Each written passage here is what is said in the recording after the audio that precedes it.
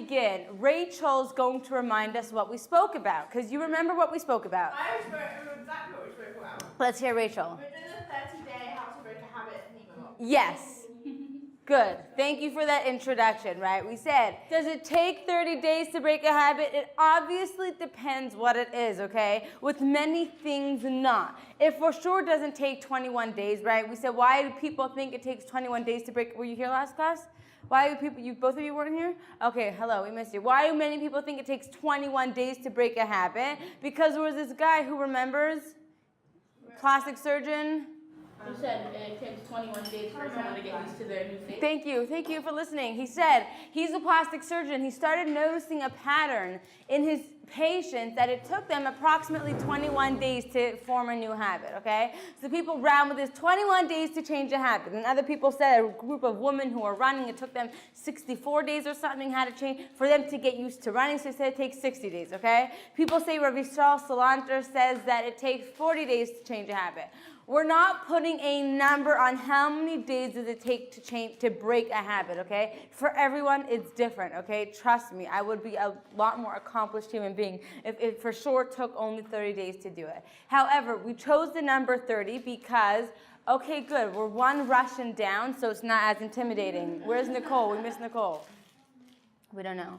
Okay, so besides for the Russians who like commitment, and who enjoy being obligated to do something and who do not mind hard work, and when they give their word to something, they will do it. So if they join a gym, whether they are tired, hungry, sick, broke their leg, or had their eyeball popped out, they will go to that gym, okay?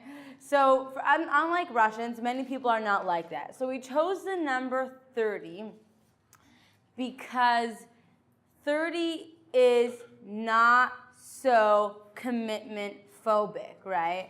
30 is a day that we can all do. 30 is a number that we can all do, right? And the idea of 30 days is I am not committing to anything, okay? If I know that I watch way too much TV, and then I say, this is great that we're speaking about this during Rosh Hashanah, right? Because that's it, Rosh Hashanah is here. It's funny, I took on something Rosh Hashanah.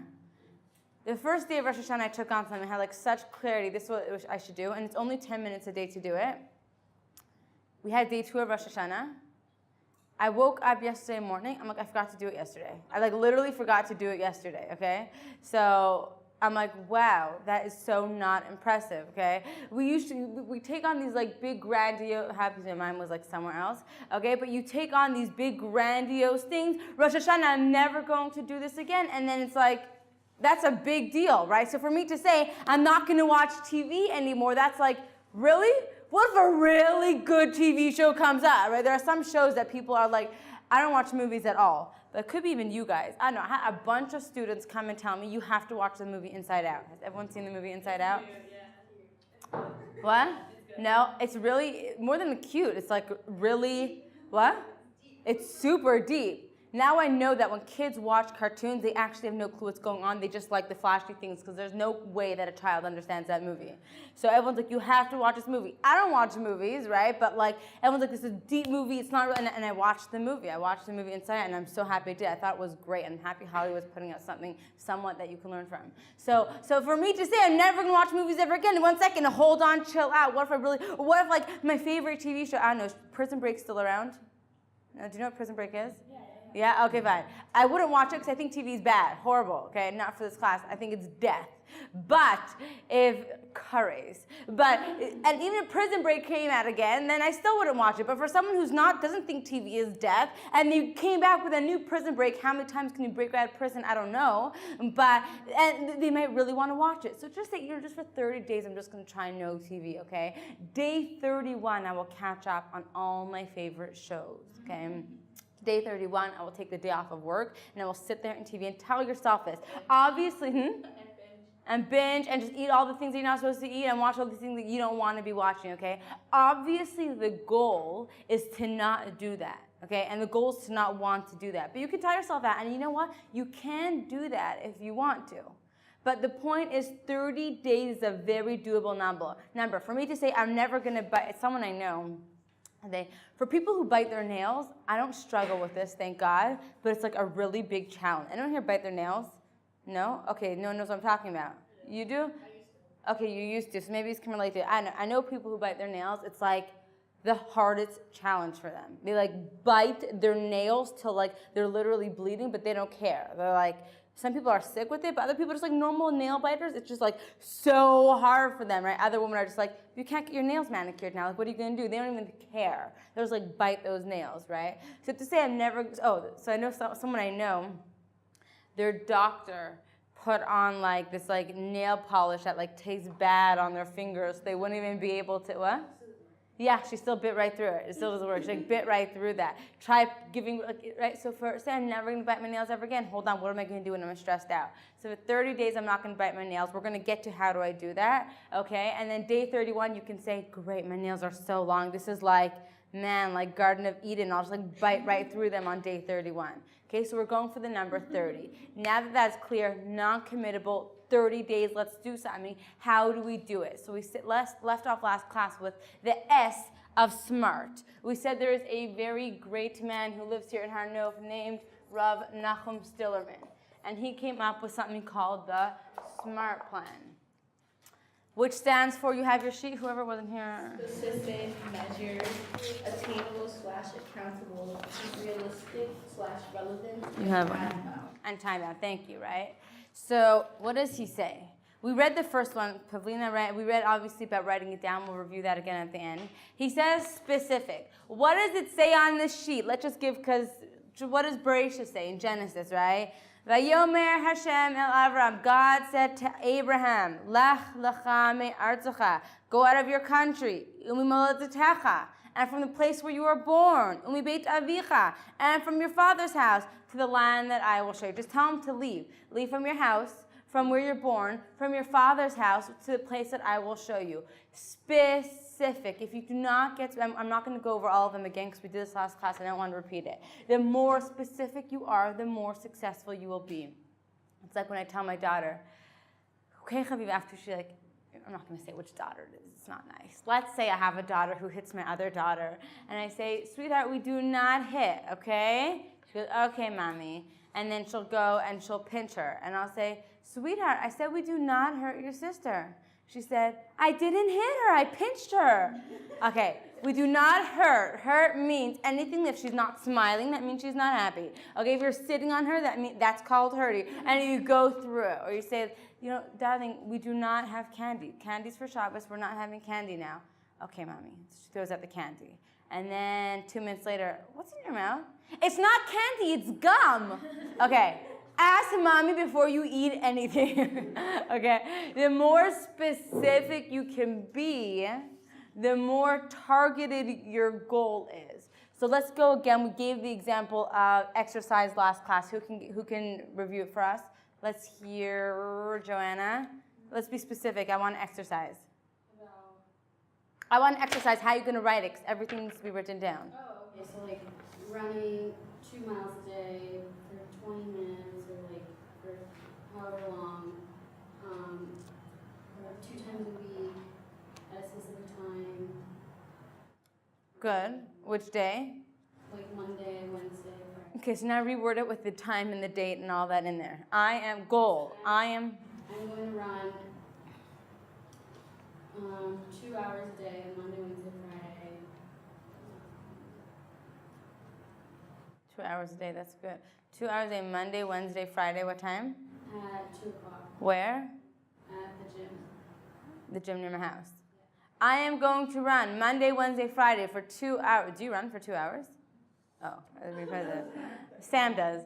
I would run I'm going to run Monday, Wednesday, Friday for 2 hours at 9 a.m. at the gym by my house. Okay, give me one more example, not exercise, whatever example you want, specific.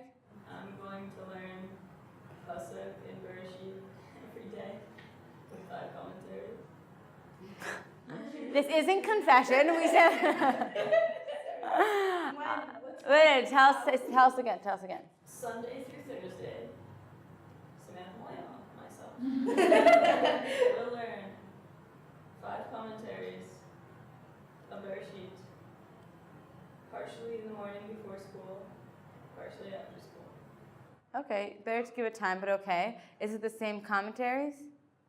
Or, okay, so say what the commentaries that they are, right? I'm going to learn Rashi, Rambam, Tosfos, Miriam Lois, and Malbim.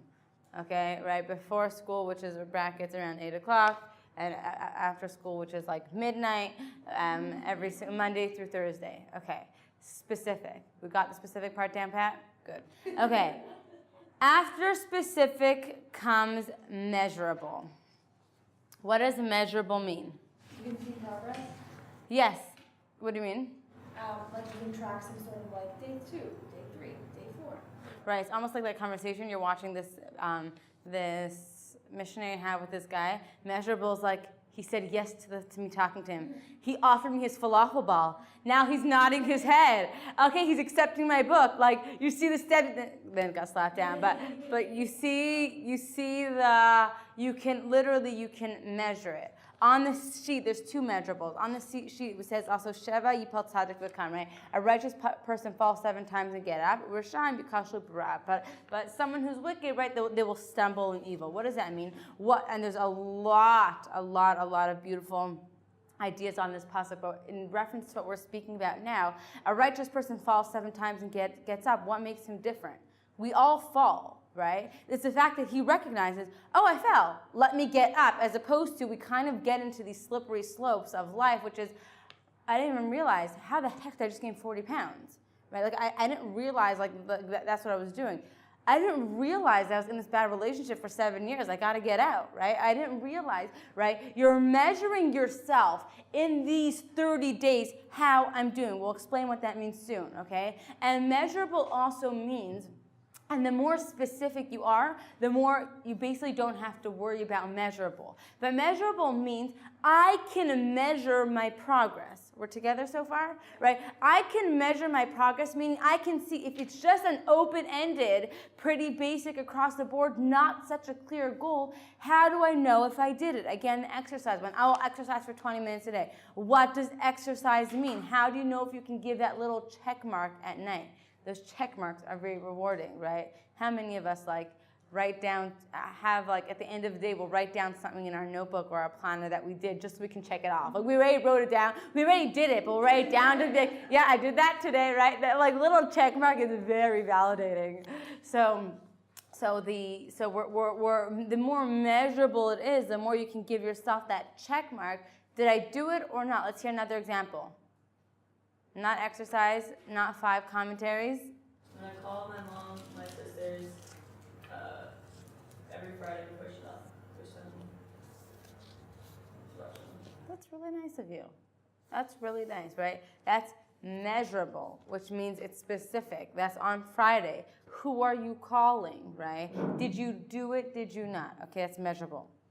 I want to rush through it. That way we can, if we have time, we can write down our own quick 30-day challenges. Okay. The third one is SMA is? Accountable and attainable. What does it mean, attainable? Okay, we're saying for 30 days we can do anything. And you can. It's just 30 days. It's a lot, but it's really not so much. 30 days ago was what? What was 30 days ago? Elul, yeah, beginning of Elul. Yeah, exactly. Elul was 30 days ago. Don't you feel like, where did it go? We just had Rosh Hashanah. 30 days is not so much. There are 30 days in a year, right? It's not so much time. Attainable means, though, yes, we can do it. Set down a goal for 30 days, just shut your mouth, we'll do it, and you can stop after 30 days. Attainable means, though, which goes part and parcel with realistic, is can you actually attain this, though? Right, let's say we're reading the 5 commentaries a day, okay, every single day on Bereshit and Genesis. Attainable means, well, do you read Hebrew? Are you able to read 5 commentaries a day, right? Do you read English? Are these commentaries available to you in English, right?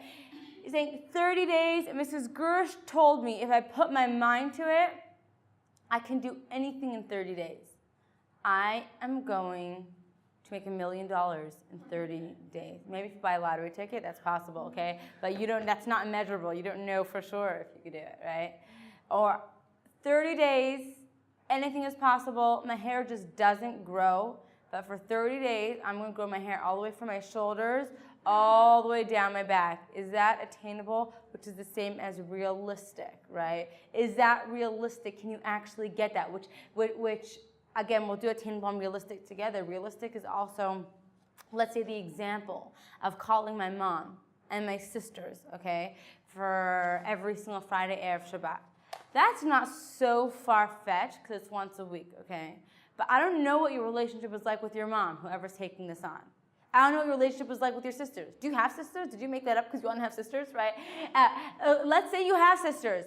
Do you get along with them? So this could be really good for your relationship, even if you don't get along. Or it could be like your mother's just not capable of holding down a conversation with you. So for you to say, I'm going to call her every single week, that might be hard. Is this realistic? Is it attainable what you are trying to do? Okay, let's say you're in seminary, you don't have a lot of money, and theoretically speaking, in a seminary that I cannot imagine, they don't have food that you love, okay? So you're saying for 30 days, I am going to eat only healthy, organic, whatever food. Is that realistic? Can you do that? Depends. If you have money, you have the resources, you can do it, okay? But that's the point. Is it realistic? Don't set down something that is not realistic. We said success breeds success and failure breeds failure, right? So you'd rather set down lower goals and achieve them and raise the bar next time than to set down really high, lofty stuff that's pretty hard to get to. Okay, that's attainable, which is also accountable. The A is for any questions so far? I feel like I'm speeding through. Anything to join in? Nothing, something other than my voice. Nothing?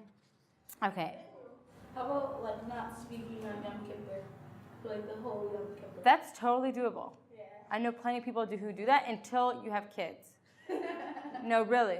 Once you have kids, you can. But that's like totally, it's not a 30-day challenge, but that's like something you can, it's a short, I like that, like short-term goals. We're going to speak about leeway, but yeah, take off, say for Yom Kippur, I'm not going to speak unless, and you have, unless it's, I'm lost, or unless I need to know where to get to the bathroom, or unless like, but you don't have to.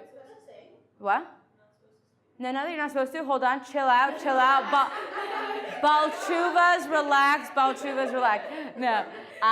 People take on what you call a tiny. I've never done it personally. People do it. I would imagine for women it's harder than men. It's so much harder. A lot of people, men, even once they get married, they don't do it. But people take on what you call a tinus dibor, right? A tinus means a fast. We have tinus Esther. So tinus dibor, dibor means speech, which means you're fasting on speech, okay? Which means I'm not speaking today. That usually includes divrei kedusha, which means that you can speak about Torah, you can speak about learning, you can speak about, tefillah, right? Like You do that on like Yom Kippur or something? people do it on Yom Kippur. Some people do that on and off from Rosh Hashanah. Rosh Hashanah, not so much, because Rosh Hashanah is a holiday where you're sitting at the meal, but people do that. I'm having a tinus dibor on Rosh Hashanah. Anything outside of Torah, I'm not speaking about. But Yom Kippur is like very doable. Again, chill out, okay? Daphne Zipporah asked me, so I'm answering her question. People do that. On Yom Kippur, it's very doable. If you're in shul all day and people want to stay focused, and in Jerusalem, and when I was in North America, I never heard of these things. I never heard of half the things I heard of when I came to Israel. Okay, I thought it was all like made up. But in Israel, it's like in Jerusalem, it's like very acceptable. Like you can go to. My brother used to do it, and I used to go to the old city on Yom Kippur and ask him a question. He'd be like, like it's very acceptable. If you go to someone, they're probably not praying. You'd be like, and like you get it. So it's not something you have to do. It's not something you should do. You can do it if you want to, and you feel more uplifted and okay. How do we get to tinus dibor? Okay. Oh, you wanted, let's say, to do it. It's not a 30-day challenge, but something you could do. Yeah. Okay. A is accountable, right? Okay. Histakel bishlosha devarim vein ataba lidei avera. No. Reflect upon these three things and you will not come to sin, right? Da, no, me'an ataba, right? Know from where you're coming, and from where you are going. Know from where you came, know where you're going to, and know who you're giving an accounting to, right? We came from the ground, we're returning to the ground, we're giving an accounting to Kadosh Baruch Hu. That's accountable. Why? Why does it help to know where I came from, where I'm going, and who I'm giving din v'cheshbon, who I'm giving an accounting of myself to after 120 years? How does it help? To not get arrogant and also to like set your sights on a larger goal. Okay, explain it. For instance, like if you're doing it for yourself, oftentimes you can fall back, but if you're doing it for somebody else, it carries like a larger weight. Oh, that's true. That's true. I'm leaning a bit of a different direction, but it's the same idea, which is it carries more weight if you're accountable to other people. Is that what you're saying? Okay, which like yeah. It's like if you're trying to eat healthily or be on a diet and your friends know about it and they're helping you and they're like slapping your hand if you try to eat chocolate. And if you go to your room, close the door and like eat like 10 packets of chips. Like, Theoretically speaking, yeah. no one would ever do that, obviously. Then yeah, you think like... Chips? How do you pronounce that? Is that English? No, I said chips. I was joking because I don't know what chips are. Getting Americanized. Why? What do you call them? Christmas. Really? Okay, yeah. Yeah, anyway, whatever. But yeah, like, you're not accountable to anything. You think it doesn't count, but obviously it does count in reality. So it's like, if you're accountable to God, then like, there's no like hiding in your bedroom. Like, God can see your bedroom. Yeah, exactly. Exactly. Man, what else are we supposed to tell you guys? Yes, accountable means if you know, which we know, which is being Jewish, which is, you know, heavy and amazing, but it's like, you know, it's not a free ride here, right? You have that. I literally know somebody who he believes in God, but it's kind of like, is it really true and how could it possibly be right? And I said to him one day, I said, why do you do this? He's like, on the chance that it is true, is it really worth my eternity to like burn it, right? Like, it's not burning, right? Is that really worth it? And I was very impressed with that answer, right? The fact that kept him in, that's not the ideal, obviously, but the fact that he knew, well, what if there is what to answer to after all of this? The fact that we have what to answer to it's not a free ride. I know somebody who stopped eating chocolate, okay? And she was coming to me for Shabbat or something, so I wanted to confirm because I was actually making she was coming to me for Shavuos, I think, and I wanted to make a chocolate cheesecake. And so I called her just to make sure I heard this, is it true? And she's like, how'd you know? I don't know, someone maybe mentioned it to me. She's like, yeah, but please don't mention it to anyone, right? That's called accountable, right? She didn't want to be accountable. Why? Because then everybody knows, and I don't keep it, and this. How the heck did you find out, right? Because like better just for not, and we tend to do that in life. Like just don't tell anyone that you're doing this Jewish thing. Why? Because then what if I like fall back one day? And what if you fall back one day? That means you're human. Great, we like human beings, right? So accountable means it's just, and you're all accountable because we're all in this class together right now. Is accountable means it's just helpful if you share with your friends. You know what I just took on for 30 days? I'm doing a 30-day challenge where I am going to bed early. That's great in seminary. Why is that great in seminary? Because you're all hanging out in the dorms at night and they're like, Rachel, what time is it? Do you like just start this today? Right? Accountable means like other people are aware of what's going on. Other people are also knowing what's going on with you. And they're like, not that they're on top of you, but the more you share with other people, the more you kind of feel like responsible to them. Does that make sense? Does that resonate with everyone? Yeah. That's what accountable means. Okay. R we said is realistic. So again, accountable is just like, it helps to share it with people. Like, you know what I just wrote down? Or you know what I'm doing for Yom Kippur? If you're doing a Tanis Dibur for Yom Kippur, tell people, right? I'm not speaking on Yom Kippur. It helps. Doesn't mean they're on top of you like a hawk, but it just means like, wait, should I pull out these chips? She knows about it. So like, and then you'll go to your room to eat the chips. Then you'll kind of feel like, am I really hiding this? Right? Am I like really hiding the fact that I have to eat these chips? And you just feel bad about hiding the fact that you're eating chips.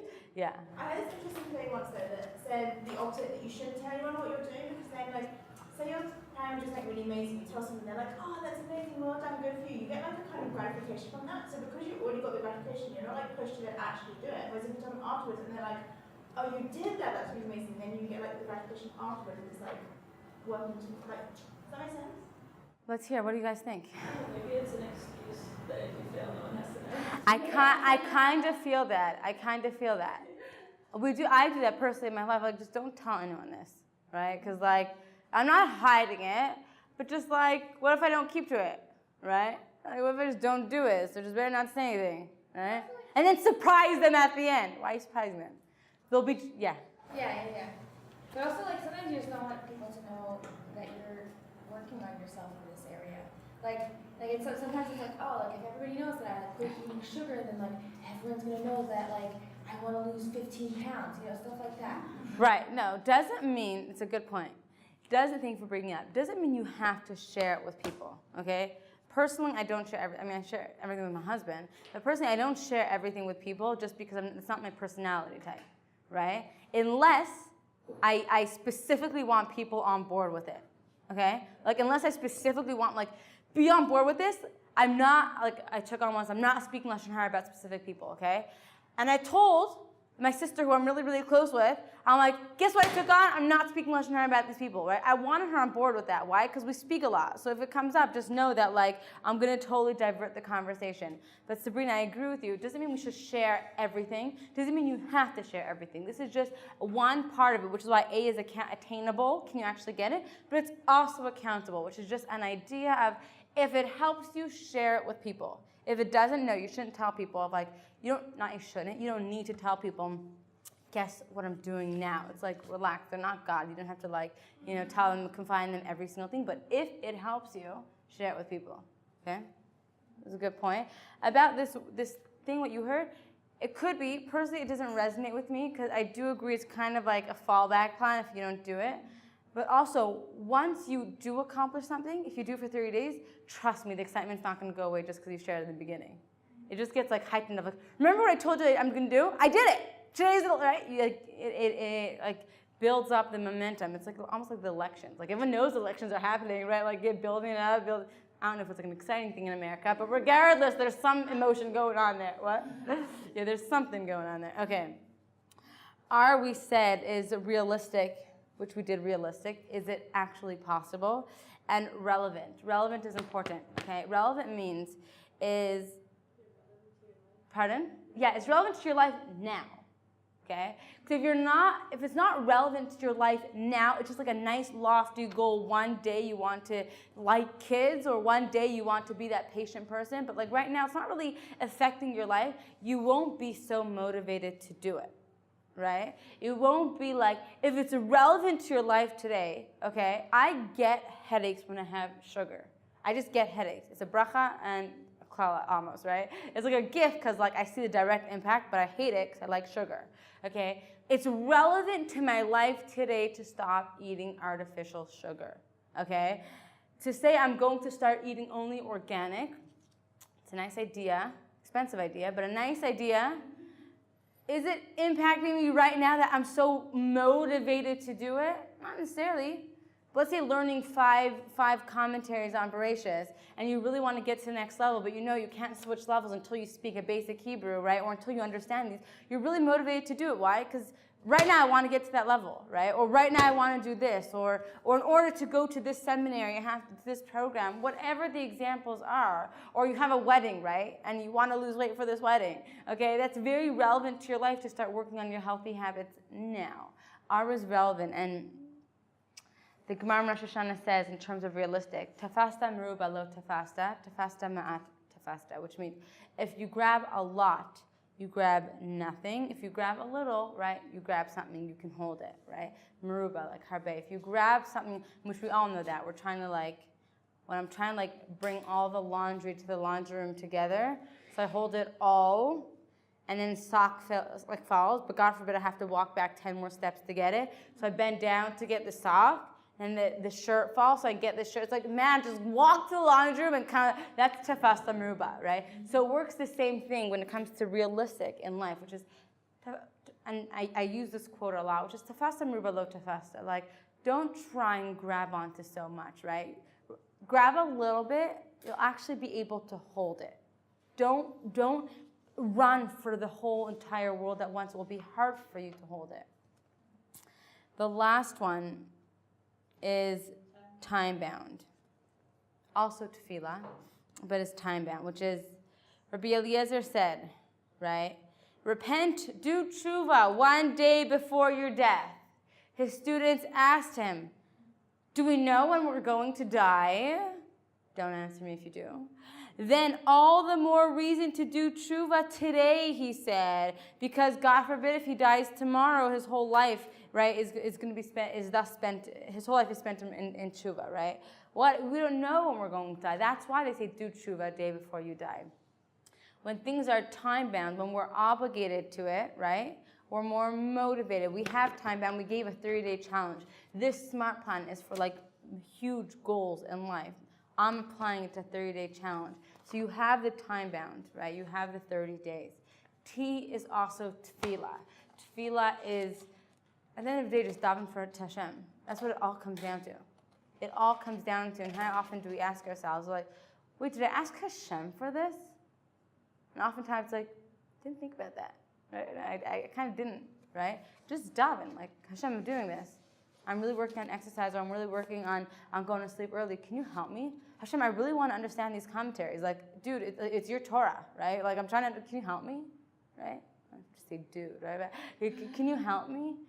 Tefillah. We said number one is write it down.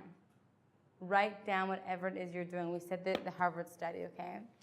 Now, there are three things actually. There's what we call rewards, then what we call consequences, and then what we call leeway.